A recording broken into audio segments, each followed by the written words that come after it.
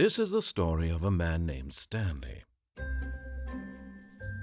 Stanley worked for a company in a big building where he was employee number 427. Employee number 427's job was simple. He sat at his desk in room 427 and he pushed buttons on a keyboard. Orders came to him through a monitor on his desk, telling him what buttons to push, how long to push them, and in what order. This is what employee 427 did every day of every month of every year. And although others might have considered it soul-rending, Stanley relished every moment that the orders came in, as though he had been made exactly for this job. And Stanley was happy. And then one day, something very peculiar happened. Something that would forever change Stanley. Something he would never quite forget. He had been at his desk for nearly an hour when he realized that not one single order had arrived on the monitor for him to follow. No one had showed up to give him instructions, call a meeting, or even say hi. Never in all his years at the company had this happened, this complete isolation. Something was very clearly wrong. Shocked, frozen solid, Stanley found himself unable to move for the longest time. But as he came to his wits and regained his senses, he got up from his desk and stepped out of his office.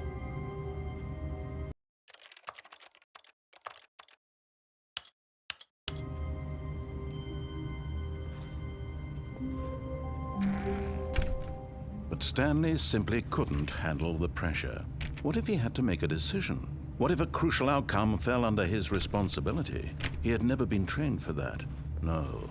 This couldn't go any way except badly. The thing to do now, Stanley thought to himself, is to wait. Nothing will hurt me. Nothing will break me. In here I can be happy forever. I will be happy. Stanley waited. Hours passed, then days.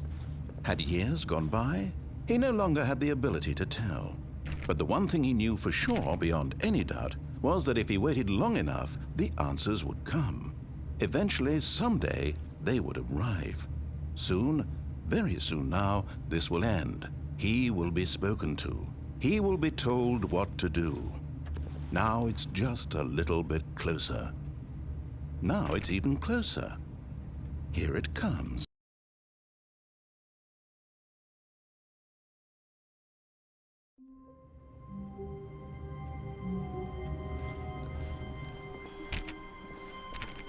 All of his co-workers were gone. What could it mean? Stanley decided to go to the meeting room. Perhaps he had simply missed a memo.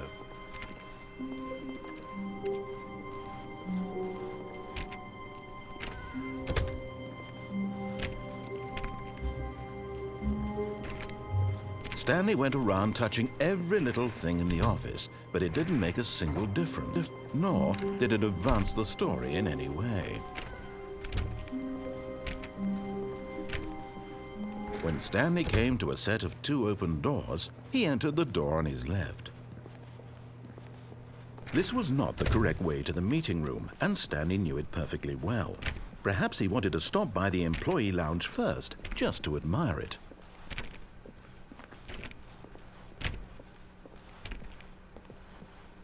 Ah, yes, truly a room worth admiring. It had really been worth the detour after all, just to spend a few moments here in this immaculate, but eager to get back to business, Stanley took the first open door on his left.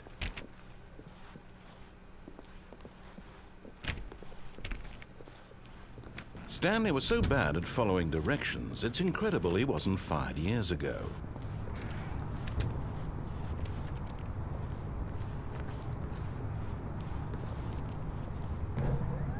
Look, Stanley.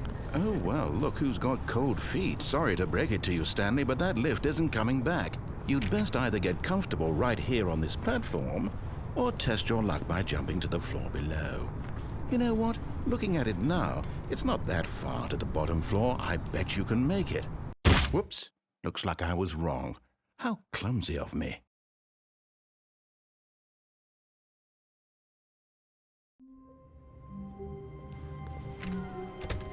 All of his co-workers were gone. What could it mean? Stanley decided to go to the meeting room. Perhaps he had simply missed a memo.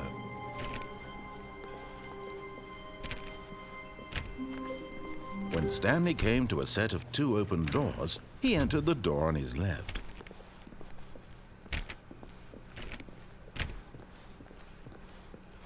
Yet there was not a single person here either. Feeling a wave of disbelief, Stanley decided to go up to his boss's office, hoping he might find an answer there.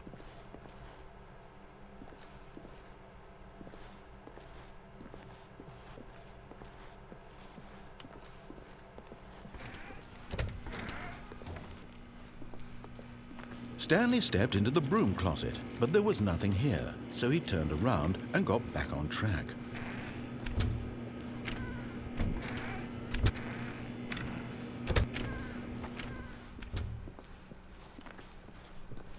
Coming to a staircase, Stanley walked upstairs to his boss's office.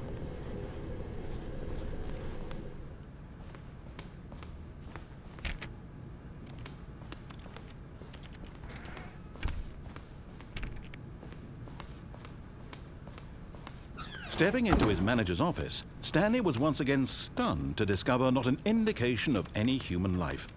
Shocked, unraveled, Stanley wondered in disbelief who orchestrated this. What dark secret was being held from him? What he could not have known was that the keypad behind the boss's desk guarded the terrible truth that his boss had been keeping from him. And so the boss had assigned it an extra secret PIN number, 2845. But of course, Stanley couldn't possibly have known this.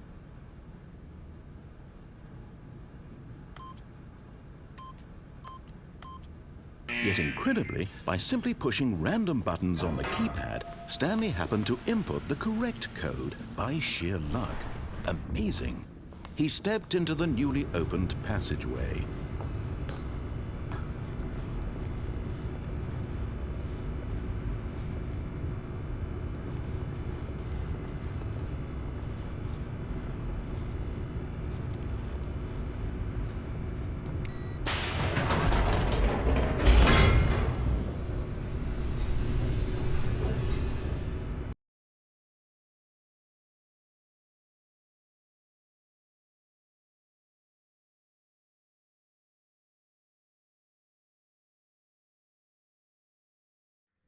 Descending deeper into the building, Stanley realized he felt a bit peculiar.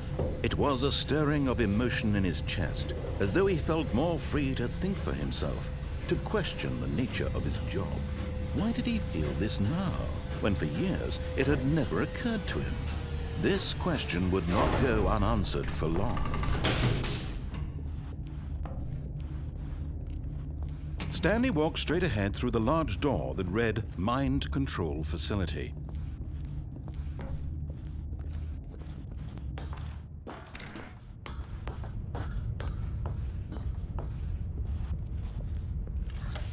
The lights rose on an enormous room packed with television screens. What horrible secret did this place hold? Stanley thought to himself. Did he have the strength to find out?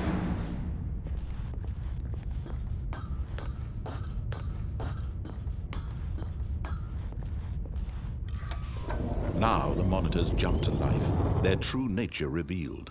Each bore the number of an employee in the building, Stanley's co-workers. The lives of so many individuals reduced to images on a screen, and Stanley, one of them, eternally monitored in this place where freedom meant nothing.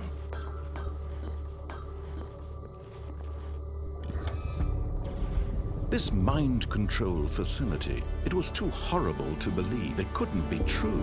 Had Stanley really been under someone's control all this time? Was this the only reason he was happy with his boring job? That his emotions had been manipulated to accept it blindly? No, he refused to believe it. He couldn't accept it. His own life in someone else's control? Never! It was unthinkable, wasn't it? Was it even possible? Had he truly spent his entire life utterly blind to the world? But here was the proof, the heart of the operation. Controls labeled with emotions, happy or sad or content, walking, eating, working, all of it monitored and commanded from this very place. And as the cold reality of his past began to sink in, Stanley decided that this machinery would never again exert its terrible power over another human life. For he would dismantle the controls once and for all.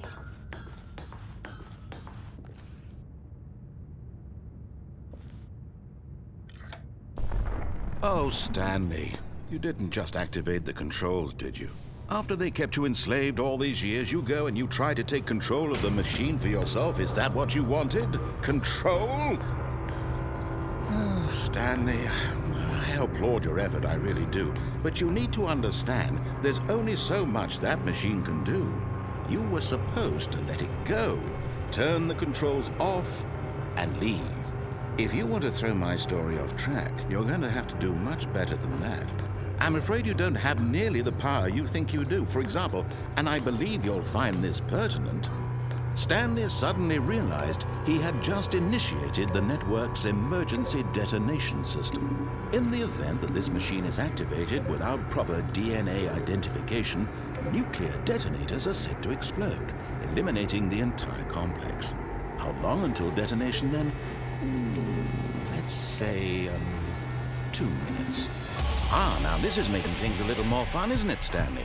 It's your time to shine. You are the star. It's your story now. Shape it to your heart's desires. Oh, this is much better than what I had in mind. What a shame we have so little time left to enjoy it. Mere moments until the bomb goes off. But what precious moments each one of them is. More time to talk about you, about me, where we're going, what all this means. I barely know where to start. What's that? You'd like to know where your co-workers are? A moment of solace before you're obliterated? All right, I'm in a good mood. You're gonna die anyway. I'll tell you exactly what happened to them. I erased them. I turned off the machine. I set you free. Of course, that was merely in this instance of the story. Sometimes when I tell it, I simply let you sit there in your office forever, pushing buttons endlessly and then dying alone. Other times, I let the office sink into the ground, swallowing everyone inside, or I let it burn to a crisp. I have to say this, though, this version of events has been rather amusing. Watching you try to make sense of everything and take back the control wrested away from you, it's quite rich. I almost hate to see it go. But I'm sure whatever I come up with on the next go-around will be even better. My goodness, only 34 seconds left. But I'm enjoying this so much. You know what? To hell with it. I'm going to put some extra time on the clock, why not? These are precious additional seconds, Stanley. Time doesn't grow on trees. Oh dear me, what's the matter, Stanley? Is it that you have no idea where you're going or what you're supposed to be doing right now? Or did you just assume when you saw that timer that something in this room was capable of turning it off? I mean, look at you, running from button to button, screen to screen, clicking on every little thing in this room. These numbered buttons, no, these colored ones, or maybe this big red button, or this door. Everything, anything, something here will save me. Why would you think that, Stanley? That this video game can be beaten? Won? Solved?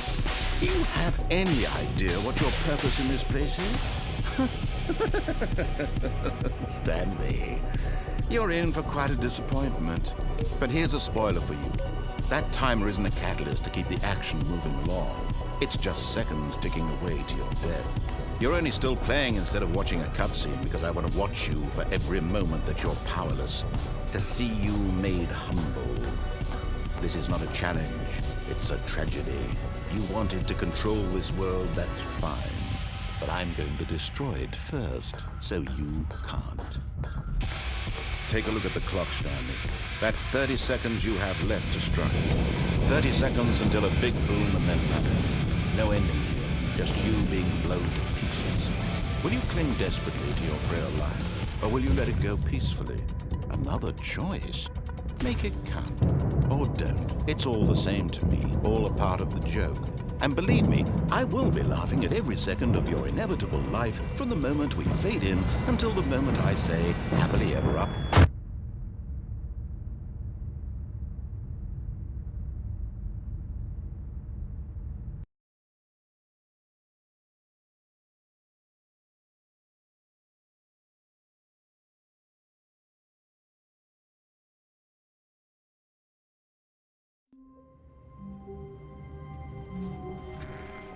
All of his co-workers were gone. What could it mean? Stanley decided to go to the meeting room. Perhaps he had simply missed a memo.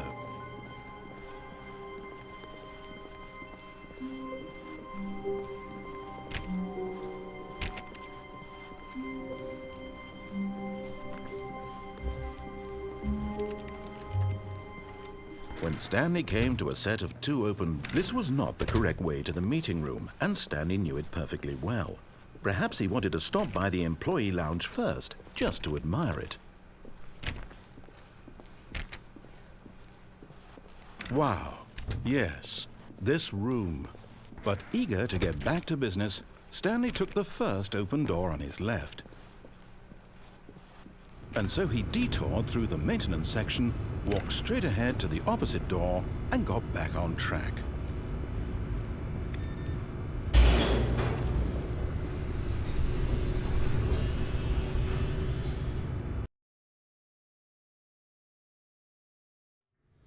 But Stanley didn't want to go back to the office. He wanted to wander about and get even further off track. So now in order to get back, he needed to go, from here, it's, left. Oh, no, it's to the right, my mistake. No, not the right. Why would I have ever said it was to the right? What was I thinking? It's clearly... Oh dear, would you hold on for a minute, please? Now, let's see. We went down right, left, down, left, right. Yep, okay, yes. I've got it now. This story is absolutely, definitely this way.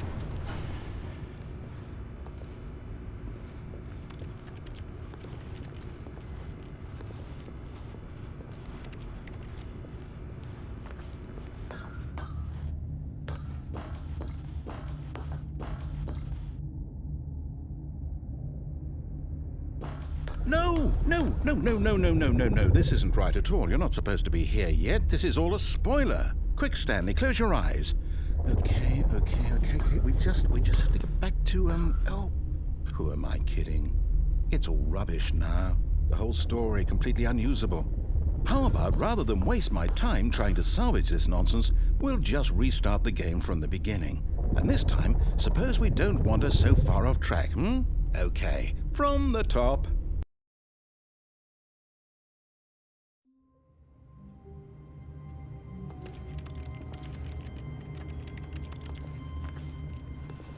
All of his co-workers were gone. What could it mean? Stanley decided to go to the meeting room. Perhaps he had simply missed a memo.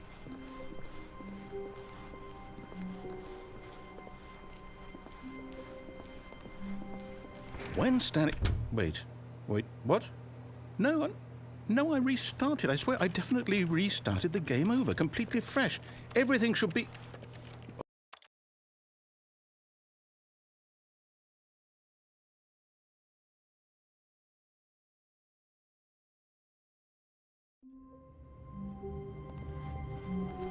All of his co-workers were gone. What could it mean? Stanley decided to go to the meeting room. Perhaps he had simply missed a memo.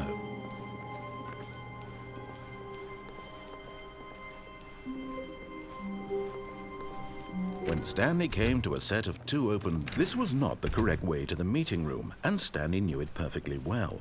Perhaps he wanted to stop by the employee lounge first, just to admire it. The lounge was sublime, a work of art, but eager to get back to business, Stanley took the first open door on his left. And so he detoured through the maintenance section, walked straight ahead to the opposite door, and got back on track.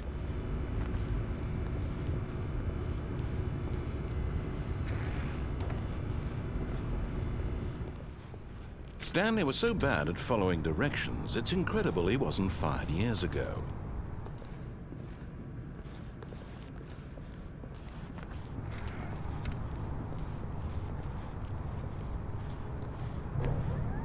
Look, Stanley, I think perhaps we've gotten off on the wrong foot here. I'm not your enemy, really, I'm not. I realize that investing your trust in someone else can be difficult, but the fact is that the story has been about nothing but you all this time. There's someone you've been neglecting, Stanley. Someone you've forgotten about. What? Really? I was in the middle of something. Do you have zero consideration for others? Are you that convinced that I want something bad to happen to you? Why, I don't know how to convince you of this, but I really do want to help you, to show you something beautiful. Look, let me prove it. Let me prove that I'm on your side. Give me a chance.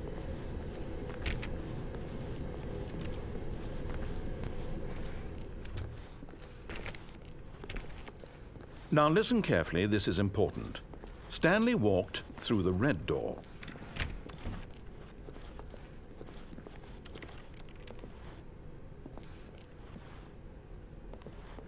Oh, thank God you are willing to listen to me. Do you see that I really have wanted you to be happy all this time? The problem is all these choices. The two of us always trying to get somewhere that isn't here. Running and running and running, just the way you're doing right now. Don't you see that it's killing us, Stanley? I want it to stop. We would both be so much happier if we just stopped. And I think I have a solution. Here, let me show you.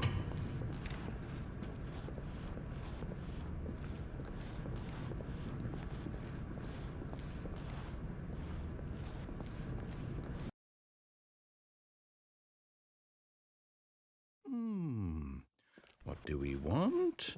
What are we looking for? Here. Yes. Oh, it's beautiful, isn't it? If we just stay right here, right in this moment with this... No, wait. Where are you going?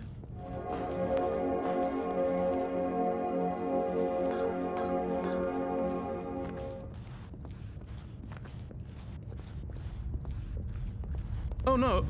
Stay away from those stairs. If you hurt yourself, if you die, the game will reset. We'll lose all of this.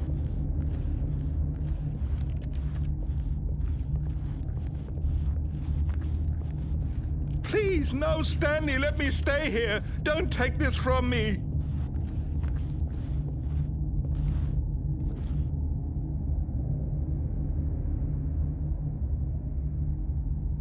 Please, Stanley, think about what you're doing. No! Oh, thank God you lived. No, what are you doing, Stanley? Please, I'm asking you not to take this away from me. I can't go back to what I was before. If you die, we'll both go back. Why are you doing this? Stanley, let's go back to the other room. Can you do that for me?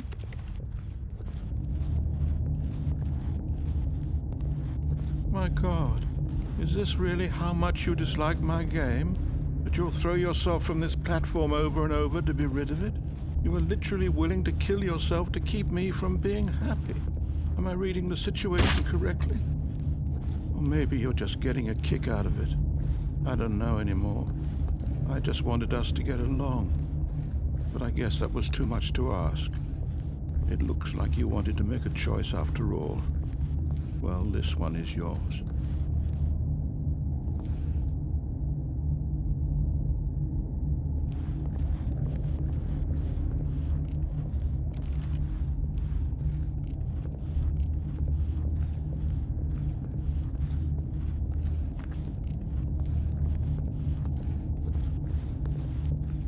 Do you actually want to stay alive?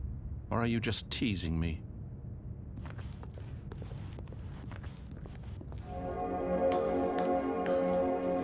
I wanted us to be happy here, Stanley. I really did. I wish I still thought that was possible.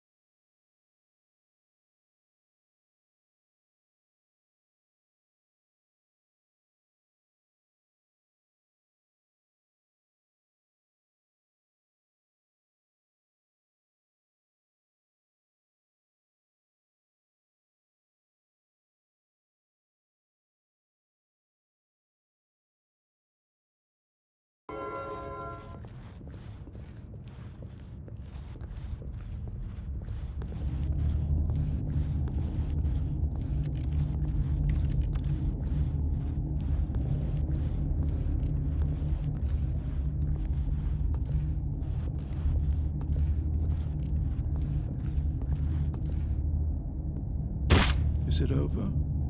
It's going to restart, isn't it? I'm going back.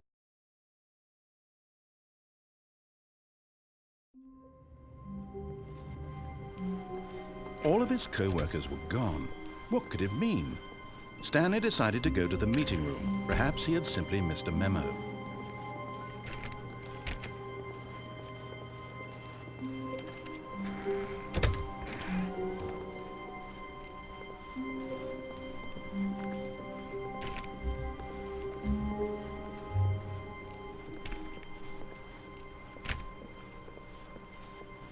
When Stanley came to a set of 2 open doors, this was not the correct way to the meeting room, and Stanley knew it perfectly well. Perhaps he wanted to stop by the employee lounge first, just to admire it. Standing now in this incredible room, Stanley but eager to get back to business, Stanley took the first open door on his left.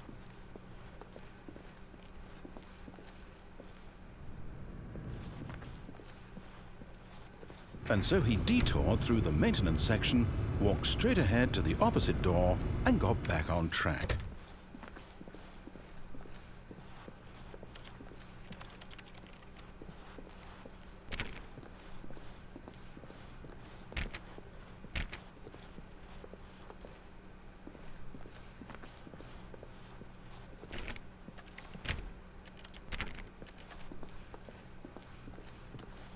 Yet there was not a single person here either. Feeling a wave of disbelief, Stanley decided to go up to his boss's office, hoping he might find an answer there. Coming to a staircase, Stanley walked upstairs to his boss's office.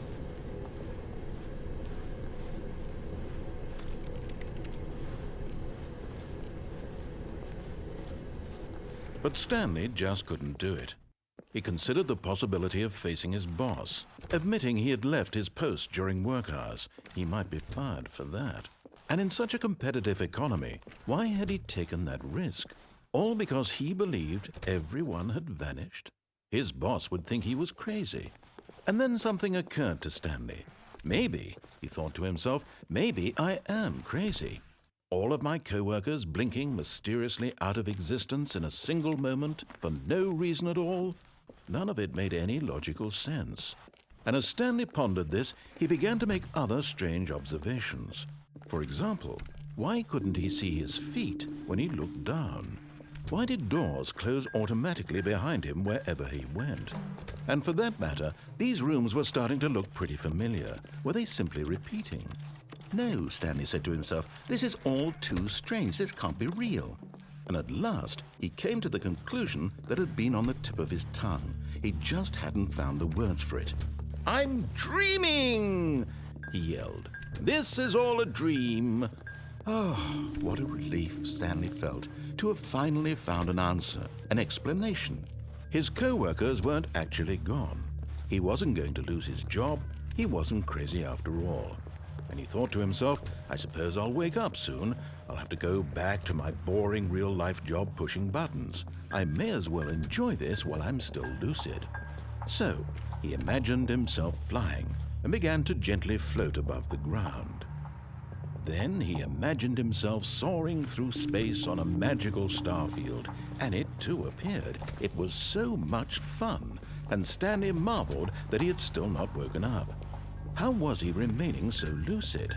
And then perhaps the strangest question of them all entered Stanley's head. One he was amazed he hadn't asked himself sooner.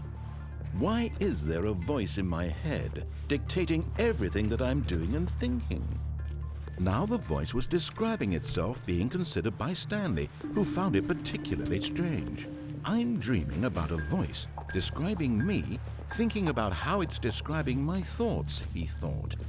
And while he thought it all very odd and wondered if this voice spoke to all people in their dreams, the truth was that, of course, this was not a dream.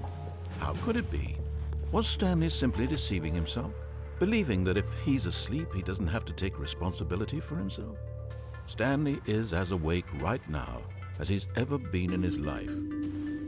Now, hearing the voice speak these words was quite a shock to Stanley. After all, he knew for certain, beyond a doubt, that this was in fact a dream. Did the voice not see him float and make the magical stars just a moment ago? How else would the voice explain all that? And this voice was a part of himself too. Surely, if he could just... He would prove it. He would prove that he was in control, that this was a dream. So he closed his eyes gently, and he invited himself to wake up. He felt the cool weight of the blanket on his skin, the press of the mattress on his back, the fresh air of a world outside this one. Let me wake up, he thought to himself. I'm through with this dream. I wish it to be over. Let me go back to my job. Let me continue pushing the buttons. Please, it's all I want. I want my apartment and my wife and my job. All I want is my life exactly the way it's always been. My life is normal. I am normal. Everything will be fine. I am okay.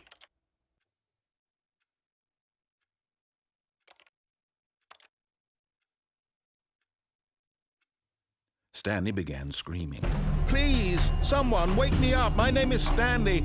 I have a boss. I have an office. I am real. Please, just someone tell me I am real. I must be real. I must be. Can anyone hear my voice? Who am I? Who am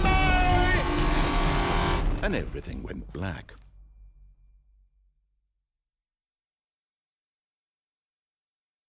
This is the story of a woman named Mariella.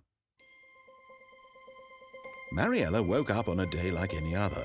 She arose, got dressed, gathered her belongings, and walked to her place of work. But on this particular day, her walk was interrupted by the body of a man who had stumbled through town talking and screaming to himself, and then collapsed dead on the sidewalk. And although she would soon turn to go call for an ambulance, for just a few brief moments she considered the strange man. He was obviously crazy. This much she knew. Everyone knows what crazy people look like. And in that moment, she thought to herself how lucky she was to be normal. I am sane. I am in control of my mind. I know what is real and what isn't. It was comforting to think this, and in a certain way, seeing this man made her feel better. But then she remembered the meeting she had scheduled for that day, the very important people whose impressions of her would affect her career, and by extension, the rest of her life. She had no time for this, so it was only a moment that she stood there, staring down at the body. And then she turned and ran.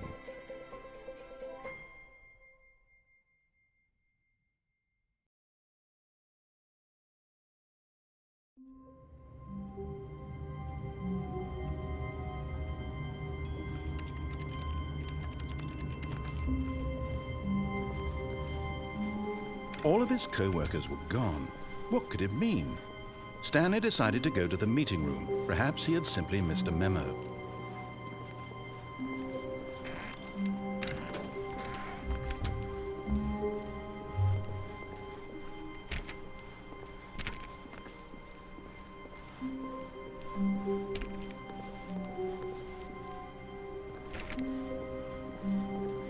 When Stanley came to a set of 2 open doors, he entered the door on his left. This was not the correct way to the meeting room, and Stanley knew it perfectly well. Perhaps he wanted to stop by the employee lounge first, just to admire it. Stanley felt lightheaded, butterflies in his stomach, but eager to get back to business, Stanley took the first open door on his left. Stanley was so bad at following directions, it's incredible he wasn't fired years ago.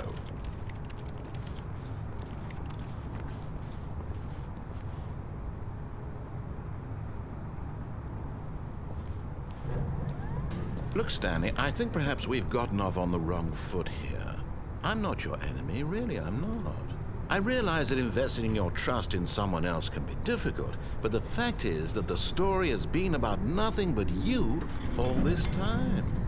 There's someone you've been neglecting, Stanley. Someone you've forgotten about. Please, stop trying to make every decision by yourself. Now, I'm not asking for me, I'm asking for her. This is it, Stanley. Your chance to redeem yourself. to put your work aside, to let her back into your life. She's been waiting. That's her, Stanley. Oh, no, you can't. Did you just unplug the phone? No, that wasn't supposed to be a choice. How did you do that? You actually chose incorrectly? I didn't even know that was possible. Let me double check. No, it's definitely here, clear as day. Stanley picks up the phone. He's taken to his apartment where he finds his wife, and the two pledge themselves to one another. Music comes in, fade to white, roll credits. Not picking up the phone is actually somehow an incorrect course of action. How is that even possible? None of these decisions were supposed to mean anything. I don't understand. How on earth are you making meaningful choices? What did you... Wait a second. Did I just see... No, that's not possible. I can't believe it. How had I not noticed it sooner? You're not Stanley. You're a real person.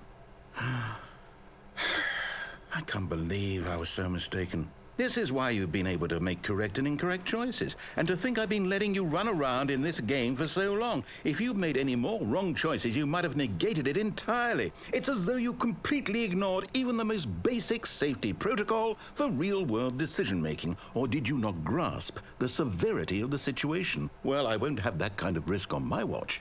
I'm going to stop the game for a moment so we can educate you properly on safe decision-making in the real world. Please observe this helpful instructional video.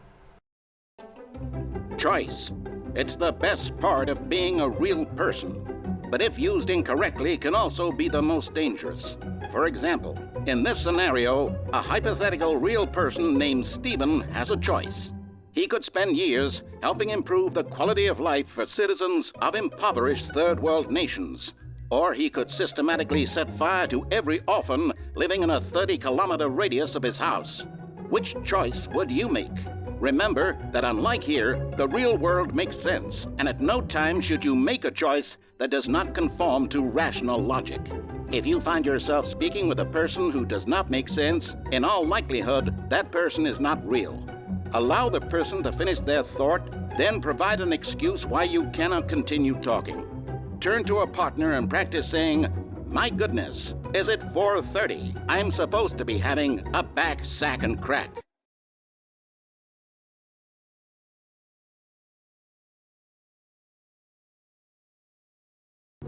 Excellent. Making choices on a regular basis is the best part to a healthy decision-making process. Most medical professionals recommend making at least 8 choices per day. Do you make more than 8? Less? And finally, if you begin to wonder if your choices are actually meaningful and whether you'll ever make a significant contribution to the world, just remember that in the vast infiniteness of space, your thoughts and problems are materially insignificant, and the feeling should subside. At this time, your instructor will guide you in an exercise to test and reinforce the material covered in this video. Welcome back. You may have noticed that this room has begun to deteriorate as a result of narrative contradiction. But not to worry. Now that you're properly informed on good decision-making, we're going to revisit a choice you made just a few minutes ago and see what the correct thing to do would have been. This way, please.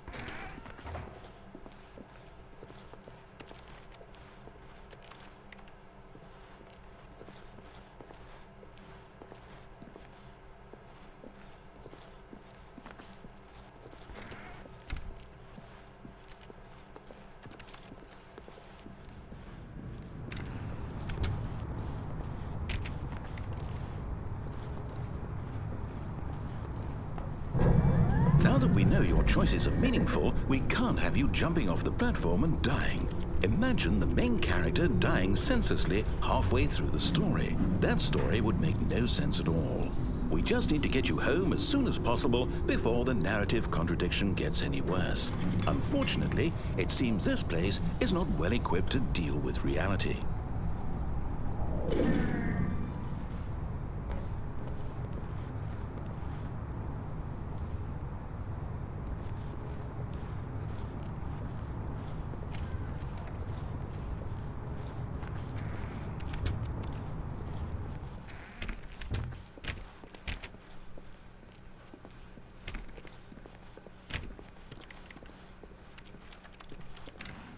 almost there. You'll take the door on the left, back to the correct ending, the story will have resolution once again, and you'll be home free in the real world.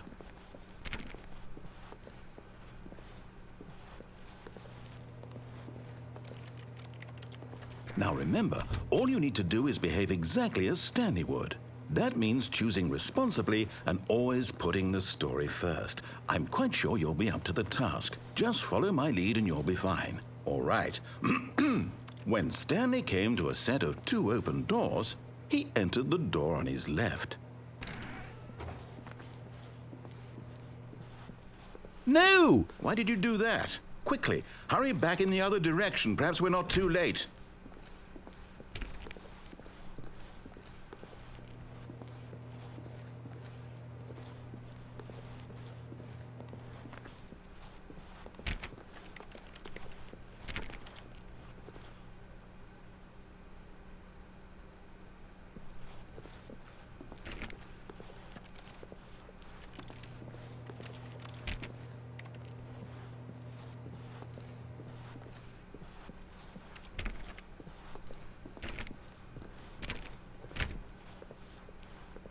Oh, it's ruined. I can't believe, after everything we talked about, that my story, you've destroyed my work. Why? For what?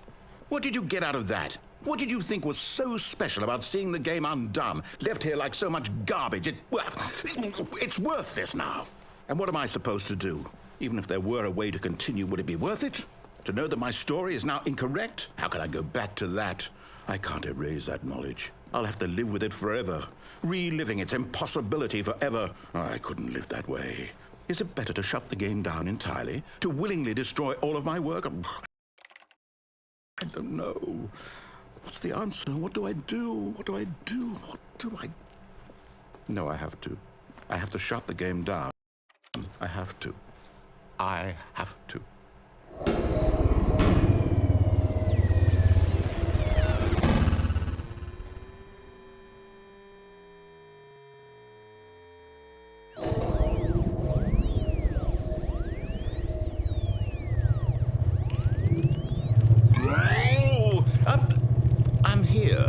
I'm still here in this pile of rubbish, with you who thought you were so clever. Now look where we are. My entire game is destroyed. It was the only thing in the world that was mine, and you run it into the ground. What, did you think that would be funny? You just had to see? Didn't I impress upon you how important it was to be like Stanley? He actually knows how to do what I tell him to. He understands that if I say to do something, there's a damn good reason for it. That thought hadn't even occurred to you, had it? That there's a world outside of you? You're a child. Oh, my story. If you'd just gone through the door on the left, you would have seen it. There was a whole underground facility. You would have destroyed it and been victorious. It would have been so perfect. I worked so hard on it. I tried so hard. Behave exactly as Stanley would. That means choosing responsibly and always putting the story first. I'm quite sure you'll be up to the task. Just follow my lead and you'll be fine. All right. When Stanley came to a set of 2 open doors, he entered the door on his left. No! Why did you do that? Quickly, hurry. Behave exactly as Stanley would. That means choosing responsibly and always putting the story first. I'm quite sure you'll be up to the task. Just follow my lead and you'll be fine. All right. When Stanley came to a set of 2 open doors, he entered the door on his left. No! Why did you do that? Quickly, hurry. Behave exactly as Stanley would. That means choosing responsibly and always putting the story first. I'm quite sure you'll be up to the task. Just follow my lead and you'll be fine. All right. When Stanley came to a set of 2 open doors, he entered the door on his left. No! Why did you do that? Quickly, hurry. Behave exactly as Stanley would. That means choosing responsibly and always putting the story first. I'm quite sure you'll be up to the task. Just follow my lead and you'll be fine. All right. When Stanley came to a set of 2 open doors, he entered the door on his left. No! Why did you do that? Quickly, hurry. Behave exactly as Stanley would. That means choosing responsibly and always putting the story first. I'm quite sure you'll be up to the task. Just follow my lead and you'll be fine. All right. When Stanley came to a set of 2 open doors, he entered the door on his left.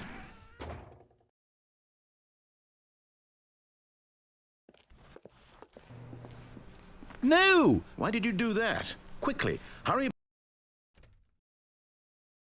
Behave exactly as Stanley would. That means choosing responsibly and always putting the story first. I'm quite sure you'll be up to the task. Just follow my lead and you'll be fine. All right. When Stanley came to a set of 2 open doors, he entered the door on his left.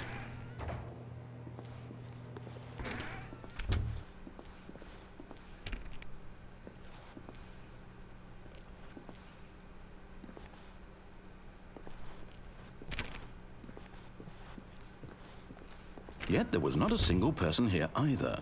Feeling a wave of disbelief, Stanley decided to go up to his boss's office, hoping he might find an answer there.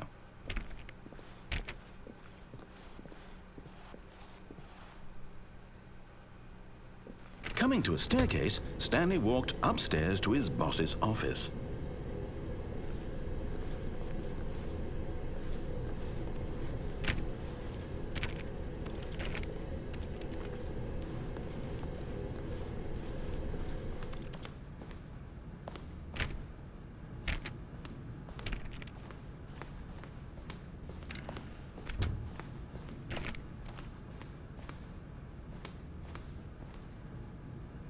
Stepping inside his manager's office, Stanley was once again stunned to discover not an indication of any human life. Shocked, unraveled, Stanley wondered in disbelief who orchestrated this, until he saw the door with a voice receiver next to it. Surely behind this door lay all the answers to his questions. And beyond all probability, he knew the passcode.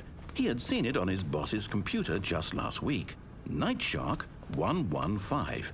Was this the code to open the door? Would it still work? There was only one way to find out.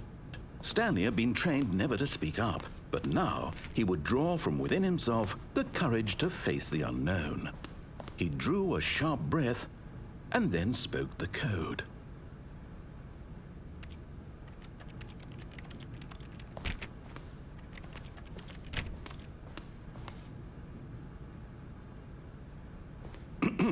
Stanley spoke the code. Night Shark 115. He spoke it into the receiver, right there on the wall.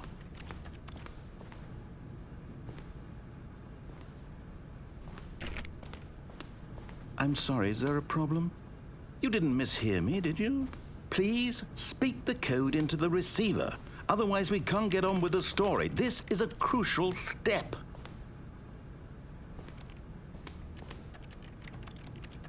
Okay, fine, you're not going to do it. But you know what?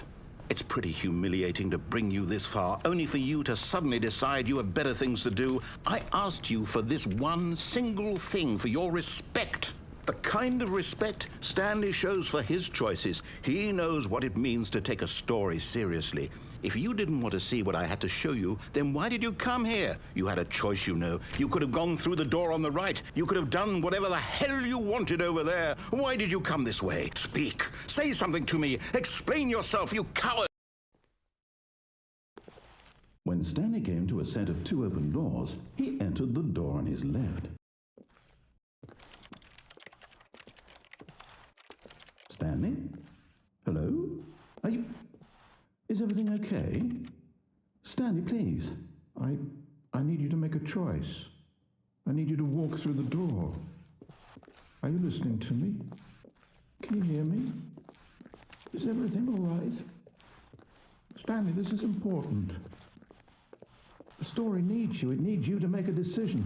It cannot exist without you. Do you understand me?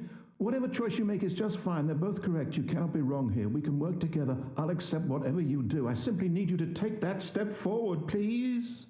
Choose. Do something. Anything. This is more important than you can ever know. I need this. The story needs it. So, you hear me? Are you there? Are you listening to this? Stanley, are you there? Okay. It's okay, I can wait. You need time to decide. Time to make sure your choice is correct. That is the best choice. That's all right. I'll wait for you to decide what's the right thing to do. Take as much time as you need.